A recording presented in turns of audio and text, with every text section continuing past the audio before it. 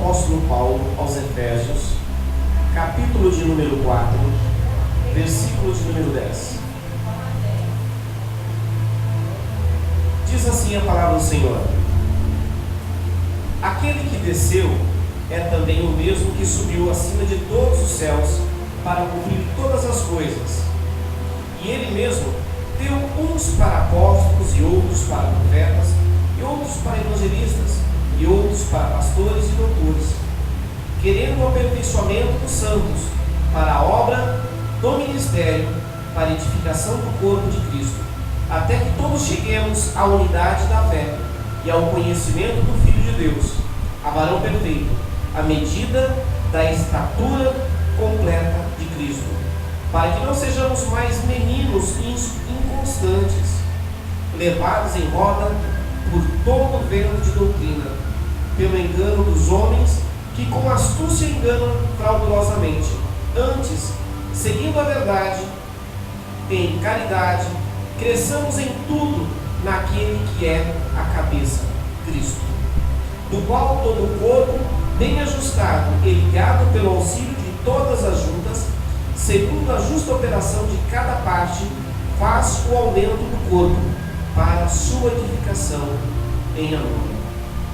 Senhor Deus e Pai Todo-Poderoso, mais uma vez, ó Senhor, nós nos colocamos em oração diante de Ti, pedindo a Ti, Senhor, que mais uma vez o Senhor venha falar aos nossos corações, e que a Tua palavra, Pai, venha transformar as nossas vidas e nos alegrar, ó meu Deus, cada vez mais e mais. É o que nós te pedimos, Senhor, neste momento, e já te agradecemos em nome de Jesus. Amém.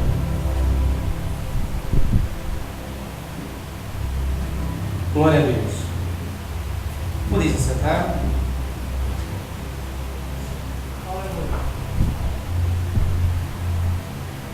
Esse texto, ele nos traz algumas informações muito importantes para a nossa vida.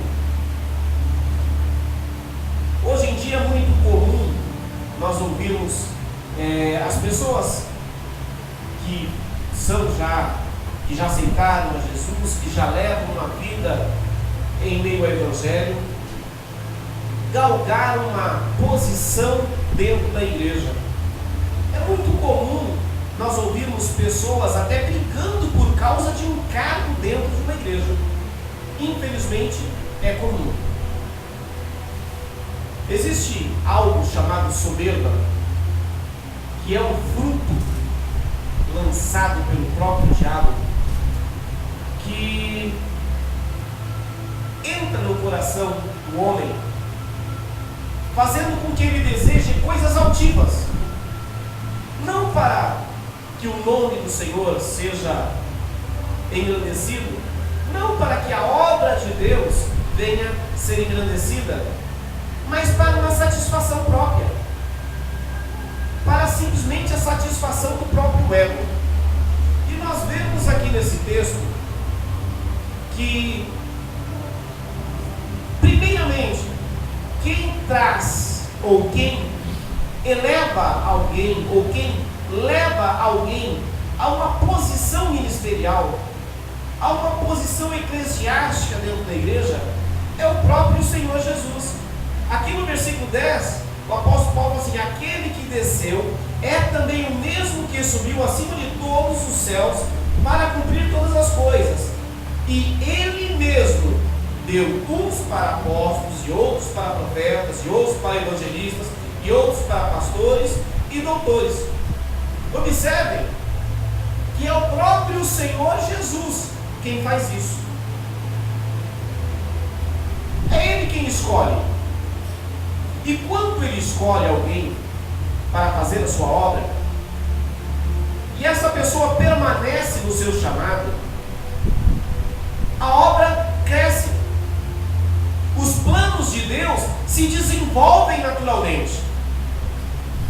E eu estou falando isso porque, infelizmente, existem pessoas que são chamadas por Deus para fazer o trabalho dentro da obra de Deus, pessoas que são escolhidas para uma posição eclesiástica que deveria ocupá-la para o crescimento da igreja, mas ao invés disso acontecer, a pessoa se desvia dos planos de Deus. Isso, infelizmente, é algo mais comum do que nós, às vezes, imaginamos. Quantos pastores existem hoje afastados do caminho do Senhor? Quantos homens que um dia ocuparam a posição de pastor de igreja, hoje estão afastados do caminho do Senhor? São diversas as causas que levam uma pessoa a se afastar dos caminhos do Senhor, mas a pior de todas é a imaturidade. Estou fazendo acusação a alguém? Não. Estou falando de algo que aconteceu comigo. Antes que alguém pense em alguma coisa, antes que você que está ouvindo essa mensagem imagine que eu estou fazendo isso como desabafo contra alguém, não. Isso aconteceu comigo. Eu tenho ciência de que desde o dia que o Senhor me chamou, Ele me escolheu para fazer a sua obra. Mas se deixando levar pelos problemas do dia a dia, pelos problemas pessoais, acabei deixando a obra de Deus de lado. Por quê? Porque valorizei muito mais aquilo que acontecia comigo pessoalmente do que os planos de Deus. Grande erro. Por quê? Porque os planos de Deus são muito maiores do que os planos dos homens. A Bíblia até nos ensina, nos instrui, que os propósitos do homem, os caminhos dos homens, o desejo que o homem põe em seu coração, normalmente o leva à morte. Mas o plano de Deus é vida, é salvação. Infelizmente, esse tipo de coisa acontece. É muito comum nós vermos homens e mulheres de Deus acabarem se desviando pelos caminhos, porque num momento qualquer encontram uma dificuldade em sua vida e põem muito maior valor na dificuldade do que exatamente na sua fé, do que propriamente no sacrifício que Cristo fez por nós. É muito comum isso acontecer entre nós. E volto a repetir, não falo de outro, falo de experiência própria. Porque se tem algo que eu aprendi, é que todas as coisas contribuem para o bem daqueles que amam a Deus e são chamados segundo o seu decreto. O grande problema que eu sofri no passado, hoje me serve como uma grande experiência para dar continuidade à obra de Deus. Sem aquilo que eu passei no passado, sem aquilo que eu sofri no passado, sem os erros que eu cometi no passado, dificilmente eu saberia hoje aconselhar alguém dentro desta área. Mas graças a Deus que o Senhor não desiste de nós. O homem desiste de Deus, mas Deus não desiste do homem. Nós podemos observar que não é de hoje que as pessoas que são escolhidas por Deus caem, se afastam, saem dos planos de Deus. Nós podemos observar a princípio sobre a vida de Saul, rei escolhido por Deus, homem valoroso, homem escolhido a dedo por Deus. Segundo diz as Escrituras, dentro de todo Israel não havia um homem do pescoço para cima mais bonito do que ele. Ele foi escolhido não somente também pela sua beleza, mas pelas suas qualidades particulares, pelo seu caráter, pela sua simplicidade. O grande problema é que muitas vezes as pessoas que são escolhidas por Deus acabam deixando a vaidade acima de quem realmente Ele é. Infelizmente, muitas vezes nós nos esquecemos de que foi Deus quem nos levantou, que foi Deus quem nos tirou de lá do meio do lamaçal do pecado e nos elevou a uma posição de destaque. E E muitas vezes esquecemos de uma grande verdade, que este lugar aqui, o altar do Senhor, não é lugar de se sobejar, não é lugar de você se exaltar, muito pelo contrário. Altar é lugar de sacrifício. Basta nós observarmos o que nos mostra a sombra do Velho Testamento. Era no altar que o animal era levado para o sacrifício. Ele tinha que ser sacrificado para que o pecado de alguém fosse perdoado. Aquele animal deveria ser sacrificado em favor de uma bênção que Deus havia dado a alguém. Altar é lugar de sacrifício, não é lugar de se sentir soberbo, não é lugar de se sentir alto. E eu falo isso porque o Espírito Santo fala para mim, para que eu me mantenha esse sentimento dentro de mim. Não é uma direta ou uma indireta a alguém aqui, mas é para que nós venhamos entender que este lugar aqui é local de sacrifício, não é local de alguém melhor do que outro, não, porque afinal de contas, quem vem para este lugar, ele vem para servir a todos os outros. Alguém que ocupa um cargo ministerial dentro da igreja, ele sente a preocupação por cada pessoa que está dentro do seu ministério, de cada pessoa que lhe acompanha dentro da igreja, de cada pessoa que está sofrendo, seja qual for o sofrimento. É muito comum nós observarmos um pastor chorar quando ele sabe que acontece um adultério dentro de um casamento. É muito comum você ver um pastor correr para o hospital para visitar uma de suas ovelhas que está internada. Por quê? Porque ele está aqui para servir. A sua vida foi oferecida no altar em sacrifício pelas ovelhas que estão a seu cargo, que estão diante dele. É interessante que nós observamos que antigamente as ovelhas eram sacrificadas em prol de alguém. Elas eram levadas ao altar para o sacrifício. E normalmente, muitas das vezes, o próprio pastor das ovelhas é que era favorecido com o sacrifício de sua ovelha. Hoje tem que acontecer o contrário. Hoje é o pastor que tem que ser sacrificado em prol de suas ovelhas. É muito verdade também, eu sei que algumas pessoas que estão aqui e outras que estão vendo nesse momento esta mensagem vão estar dizendo assim: se é para isso, então porque nós vemos hoje pastores passeando para cima e para baixo de jatinho, andando de carro importado, tendo tantos benefícios e nem conhece as suas ovelhas. Existem pastores e existem pastores. Deus escolheu a cada um, mas o caminho por onde ela está trilhando depende única e exclusivamente dela própria.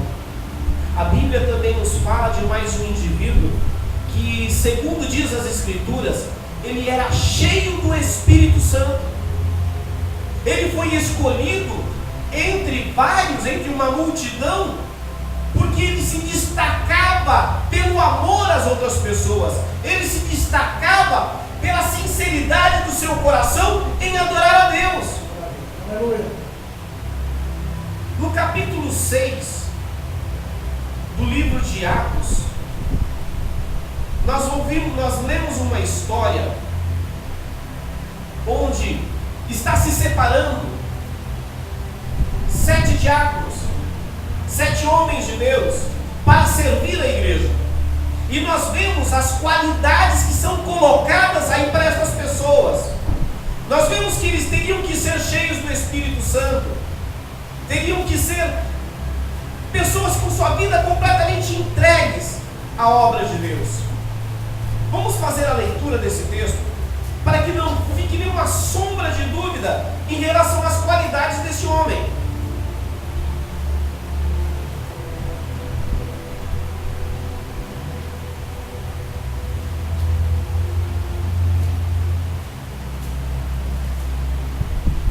No verso 3 até o 5 diz assim: escolhei, pois, irmãos, dentre vós 7 varões de boa reputação, olha só, de boa reputação, cheios do Espírito Santo e de sabedoria, os quais constituamos sobre este importante negócio, mas nós os perseveraremos na oração e no ministério da palavra. E este parecer contentou a toda a multidão, e elegeram então Estevão, homem cheio de fé e do Espírito Santo, e Filipe, e Prócoro, e Nicador, e Timão, e Pármenas, e Nicolau, prosélito de Antioquia. Eu quero que vocês destaquem o nome desse homem, Nicolau. Nicolau. Segundo o que diz as Escrituras aqui, ele foi escolhido para estar entre esses, porque ele era sábio, porque ele era cheio do Espírito Santo, era alguém de boa reputação, todos olhavam para ele e não viam defeito nele. Mas nós encontramos, lá no livro de Apocalipse, o Senhor fazendo referência a ele, fazendo referência acerca dele, no capítulo 2 do livro de Apocalipse, onde João escreve uma carta ditada pelo próprio Senhor, já ressurreto. Capítulo 2, no versículo 6, ele falando sobre a igreja de Éfeso, ele fala assim: e tens, porém, isto, que aborreces as obras dos nicolaítas, as quais eu também aborreço. Quem são esses nicolaítas? São seguidores de Nicolau. Quem é esse Nicolau? Este mesmo homem que foi escolhido por Deus por ser cheio do Espírito Santo, que foi escolhido por ser sábio, foi escolhido porque era um homem de boa reputação.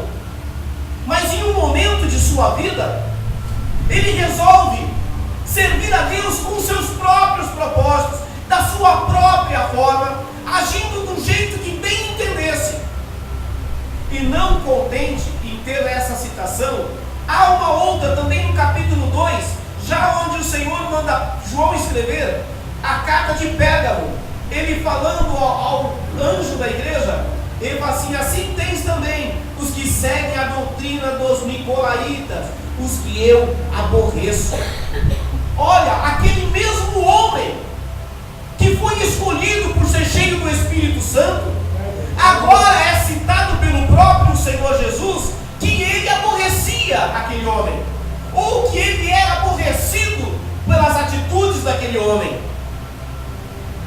Ser escolhido por Deus é uma dádiva.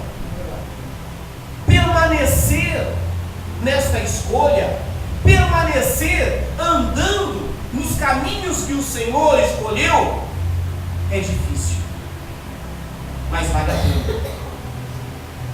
Porque se fizermos essa escolha, seremos salvos.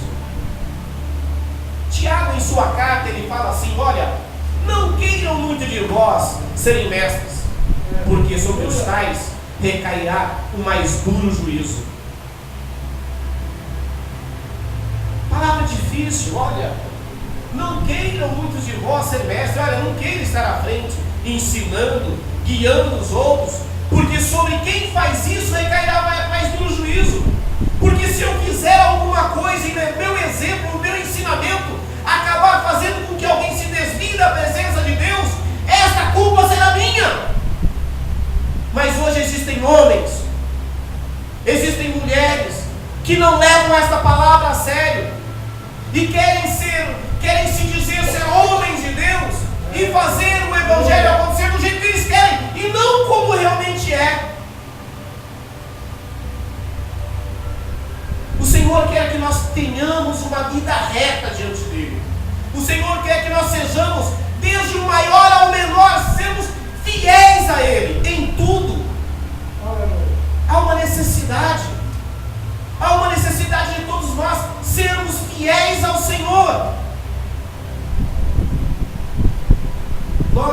vezes nos permitimos guiar por sentimentos e não pela razão.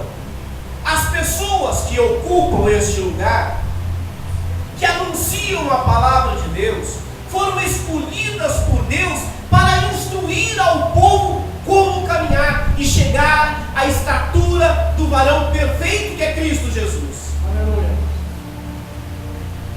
Da mesma forma que nós aqui em cima temos que entregar a nossa vida por completo nas mãos do Senhor e fazer da nossa vida um sacrifício vivo em prol da igreja. A igreja precisa dar ouvido a esses homens e mulheres para que se amadureçam, para que cresçam e não venha a acontecer em sua vida o que acontece com muitos, que no meio do caminho se desviam e nunca mais voltam para o caminho do Senhor. Glória a Deus, porque um dia eu saí, mas o Senhor me resgatou, me trouxe de volta. Mas muitos acabam indo e não voltando mais. Acaba não dando tempo, não havendo tempo suficiente para a sua reestruturação, para a sua restauração, e acaba perdendo a sua vida e a sua salvação. Nós não devemos nos guiar por sentimentos. Nós não devemos nos guiar por eu acho. Quem acha não sabe. E quem sabe, instrui. Quem sabe, ensina. Quem sabe, leva alguém ao crescimento. Existem homens que foram escolhidos por Deus para fazerem este papel e, infelizmente, elas próprias não amadureceram, não cresceram o suficiente para estar instruindo. E um dia, Deus irá cobrar dessas pessoas. Infelizmente, existem homens e existem mulheres que, na posição de instruir os outros, por não saber a verdade, acaba falando o que acha, acaba fazendo como um papagaio. Eu ouvi, então eu vou repetir. E muitas das vezes, quando fazem isso, falam mentiras, contam heresias, ensinam heresias. É uma vergonha nós observarmos o Evangelho hoje. O Evangelho que eu digo, as igrejas, a forma com que as igrejas estão andando nos dias de hoje, em relação ao que andavam no tempo da igreja primitiva. As igrejas estão se perdendo em meio a misturas religiosas. Ao invés de pregar o Evangelho puro, ao invés de pregar o Evangelho que salva, que edifica, que é um pecado que denuncia, um Evangelho que denuncia o pecado, estão pregando um Evangelho onde as pessoas são levadas a buscar vantagens aqui, vantagens para os dias de hoje. Quer ver? Se você for amigo de um pastor, você pode cometer um erro que dificilmente você será punido, dificilmente você será afastado daquilo que você faz. Se você é muito próximo ao líder, acontece muito disso. O que na política se chama de nepotismo, infelizmente acontece hoje também em meio às igrejas. Fulano de tal, ele ocupa determinada posição porque ele é filho, ele é primo, ele é sobrinho de fulano de tal. Não porque tem um chamado de Deus. Mas haverá um dia em que todas essas pessoas serão obrigadas a dar conta de tudo que estão fazendo, de tudo que estão falando. Hoje eu me senti confrontado por uma situação bem simples, e eu vou usar ela aqui porque vai servir claramente. Nós vemos na Bíblia anúncios falando, quando se fala acerca de batismo, qual é aquilo que era necessário para que alguém fosse batizado. Primeiramente, haver água. Sem água não tinha como haver batismo. E além da água, um coração arrependido. Nada mais. Nada mais. Não importava a posição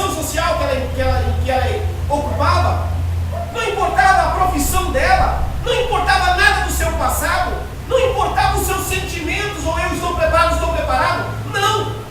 A única coisa necessária era um coração arrependido dos pecados e um desejo de servir a Deus. Só isso. Mas hoje em dia, na maioria das igrejas, ensinam assim: olha, você só vai poder batizar quando você parar de fumar. Você só vai poder batizar quando você parar de beber. Você só vai poder batizar quando você parar de pecar. As pessoas estão ligando o batismo à salvação. O batismo não salva ninguém. O batismo é uma forma simbólica de se declarar ao mundo e a Deus que você aceitou o Evangelho e aceitou a Jesus. A conversão, a purificação, a fuga do pecado, isso acontece diariamente. Eu estou passando por essa transição. Enquanto eu estiver vivo, enquanto eu estiver respirando, enquanto meu coração estiver batendo, eu estou passando por essa transição. Eu estou passando pela purificação. Eu estou abandonando os meus pecados diariamente. Se nós formos colocar a pessoa então ser santa por completo para ter que batizar-se, então a pessoa só poderia se batizar à véspera da sua morte. Porque o pecado está à porta a todo instante. Como o próprio Deus diz a Caim, o pecado está à porta. E nós caímos. Muitas vezes, o nosso cair não afeta uma outra pessoa que está ao redor. Às vezes não afeta ninguém, mas afeta nós mesmos. Às vezes cometemos pecado onde ninguém está vendo, mas Deus está. E esse pecado afeta a nossa vida. E essa mudança, essa transformação tem que acontecer diariamente. Mas as igrejas, devido ao seu achômetro, e não por se embasar nas próprias escrituras, se baseando nas tradições que ela mesma criou com o decorrer do tempo, impede uma pessoa de batizar-se, impede uma pessoa de participar de uma Santa Ceia. A Santa Ceia, só quem pode impedir alguém de participar é o próprio indivíduo. Porque afinal de contas, se ele participar de forma indigna, ele está participando para a sua própria condenação. Então somente ele tem esse direito de não participar. Não é o pastor da igreja, não é o bispo, não é ninguém. Somente essa pessoa tem o direito de se julgar, digna ou não. E se ela se julgar digna, mesmo não estando, ela vai prestar contas a Deus. Não é o pastor da igreja. A igreja precisa viver um evangelho verdadeiro. Um evangelho, o nome da nossa igreja diz, um evangelho genuíno, puro, sem mistura, sem mácula, sem invenção humana. Se os homens que hoje ocupam este lugar entendessem que este lugar é lugar de sacrifício e não de aproveitar das ovelhas e não sacrificar as ovelhas, a igreja hoje seria muito mais forte do que é. Talvez seria até mais perseguida, porque estaria enfraquecendo o inimigo ainda muito mais. Mas aprenda, amadureça, busque em Deus esse amadurecimento. Aprenda, não se canse de aprender, não se canse de buscar em Deus o conhecimento, o amadurecimento. Como diz as Escrituras, o texto que nós lemos, estas pessoas foram separadas por Deus, querendo o aperfeiçoamento dos santos para a obra do ministério, para a edificação do corpo de Cristo. É para edificar o corpo e não para repartir. É para unir com as juntas todo o corpo, fazendo o corpo crescer e não se separar e não dividir. Infelizmente hoje há uma separação muito grande entre as igrejas. Há uma separação muito grande, como aconteceu em Corinto. Eu sou de Paulo, eu sou de Apolo. Nós temos que compreender que todos nós somos de Cristo e não somos de uma igreja ou de outra. Nós todos devemos querer pertencer à Igreja Universal. A Igreja Universal, aquela invisível, aquela que só o Senhor enxerga, porque Ele vasculha os nossos corações, Ele investiga os nossos corações e compreende que nós somos então salvos nele. Que esta palavra continue falando no seu coração e que você compreenda que você precisa ouvir a palavra de Deus para amadurecer e permanecer fazendo parte deste corpo de Cristo. Amém? Deus abençoe a todos, em nome de Jesus.